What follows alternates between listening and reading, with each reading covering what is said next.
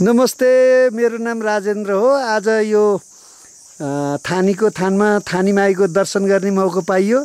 यसै सिलसिलामा एउटा सानो फोटो, एउटा सानो क्लिप हालेपछि तपाईँ सबैलाई जानकारी हुन्छ कि भन्ने उद्देश्यले मैले चाहिँ क्लिप बनाउँदैछु।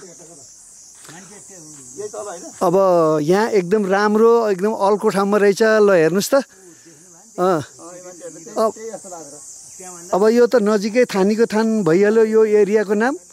अनि अलि उतापट्टि गएपछि लौडारी भन्छन्। अरू के नाम छ धेरै मलाई त्यति थाहा छैन। यहाँ भाइलाई थाहा छ विशेष गरेर, यहाँले भनिदिनुहुन्छ है त नाम। अब यो तल बेसी यो मान्छेबाट पर्छ। अब पारी ठाँटी पोखरी पालुन टाढ भइहाल्यो।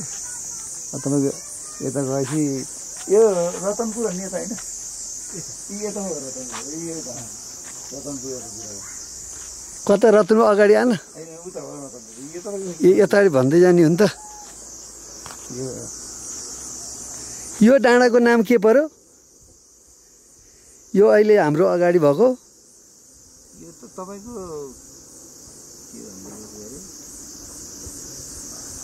यताबाट जाऊँ न। यो डाँडो चाहिँ त अब यही के भन्छन् अरे, यो बसन्तपुर। अनि के लौडारी भन्छन् कता?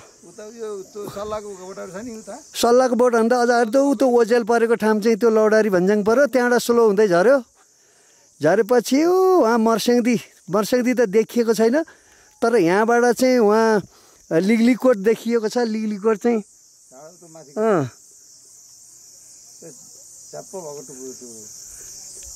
लिगलिकोट पऱ्यो त्यो। यो चाहिँ लिगलिकोट पऱ्यो। त्यसपछि गएर अलि तल झरेपछि त्यो ठाँटी पोखरी। अनि अलि यतापट्टि दाहिनेपट्टि गएपछि चाहिँ के एयरपोर्ट अरे त्यो पालुनटार एयरपोर्ट। त्यो पालुनटार एयरपोर्ट भन्दा माथिको के हो त्यो? गाईखुरहरू पऱ्यो। त्यहाँबाट यतापट्टि यो यतै तनुमा पऱ्यो यो डाँडो। अब यो चाहिँ त्यो एउटा डाँडो वहाँदेखि वहाँसम्म पसारिएर गएको छ। यो महाभारतको डाँडो पनि भन्छन् यसलाई। यो पूर्वदेखि पश्चिमसम्म फैलिएको छ। यो वहाँ पल्ल बादलको मुनि भएको त्यो डाँडो, यसलाई महाभारतको डाँडो पनि भन्ने गरिन्छ। त्यो मेन डाँडो। अब यहाँबाट यता गइसकेपछि वहाँ के फर्महरू पनि रहेछ वहाँ तल।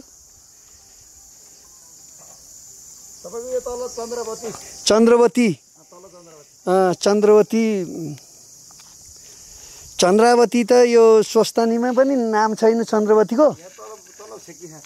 चन्द्रावती अनि स्वस्तानीमा छ, तर लाभण्डे देश भन्ने चाहिँ फेरि काठमाडौँमा उहाँ उसमा उता पो पर्छ त अर्को।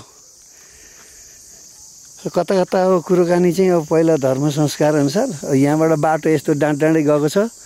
नेपाल यस्तै हो, डाँडा काँडाले हरियालीले भरिएको छ। बाटाले चिरफार गरेका छन्। यही डाँडाको उतापट्टि पऱ्यो टुक्रे पसल होइन, अर्को सोती पसल होइन, यतापट्टि डाँडाको यतापट्टि पऱ्यो।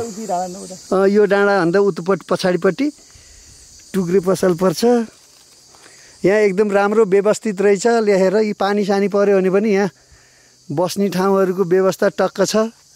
यहाँ कुनै किसिमको यस्तो रोकदोक रहन्छ, फोटोसोटो खिच्न भिडियो बनाउन स्वतन्त्र रहेछ।